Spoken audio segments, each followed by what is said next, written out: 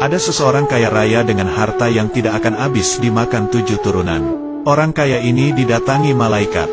Suatu ketika, malaikat pencabut nyawa datang ke orang kaya tersebut dengan menyamar sebagai orang miskin. Malaikat yang menyamar itu mengetuk pintu dan berkata, "Panggilkan pemilik rumah ini." Para pelayan di rumah itu justru menertawakan dan membentak malaikat yang menyamar tersebut. Mereka mengira malaikat itu datang untuk mengemis. "Anda siapa? Anda miskin tidak layak ke sini bertemu Tuhan kami," hardik pelayan, lalu menutup pintu. Malaikat itu diam. Ia mengetuk pintu kembali. "Sampaikan saja kepada tuanmu, aku malaikat pencabut nyawa," tuturnya. Dari jauh, si orang kaya itu ternyata mendengar perkataan malaikat pencabut nyawa yang menyamar itu. Orang kaya itu lemas bukan kepalang. Kepalanya tertunduk, lantas mendatangi pelayannya dan meminta mereka untuk memelankan suara dan berkata lembut. Orang kaya itu menyadari umurnya sudah tidak lama lagi. Ia akan segera pergi meninggalkan dunia. Tak lama, keluarganya pun datang. Seakan tidak percaya orang yang terlihat miskin dan kotor itu merupakan malaikat. "Segeralah berwasiat, aku akan segera mencabut nyawamu sebelum kau sempat keluar rumah," tutur malaikat kepada orang kaya.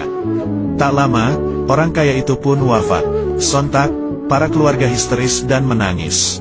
Bahkan, beberapa dari mereka menawarkan harta kepada si miskin yang ternyata malaikat pencabut nyawa. Akhirnya, mereka tahu, ternyata harta tidak bisa menyelamatkan si orang kaya. Para keluarga itu lantas mengeluarkan hartanya, mengeluarkan segala isinya berupa emas dan permata, lalu berkata, "Terlaknat kalian. Harta-harta tidak berguna, bikin kami melupakan Allah.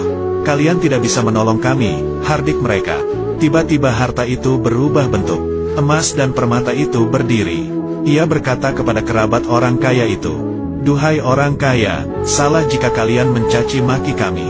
Aku sudah membuat derajat kalian tinggi. Kami telah membuat kalian punya kedudukan sama dengan raja-raja dan tuan-tuan. Lihatlah ketika keluarga kalian meminang seseorang yang kalian kehendaki, bukankah langsung disetujui? Itu karena harta kalian. Lalu, bagaimana nasib seorang saleh yang juga ingin melamar seseorang yang kalian pilih itu? Mereka gagal karena harta kalian menghalanginya. Dan masih banyak lagi." Sang harta melanjutkan dan berbicara lagi, "Wahai orang kaya, bukankah kau menggunakan kami untuk membiayai orang-orang kejam dan kami tidak berdaya untuk menolak? Wahai orang kaya, jika kau memilih menggunakan kami untuk berbuat baik, kamu akan dapat kebaikan.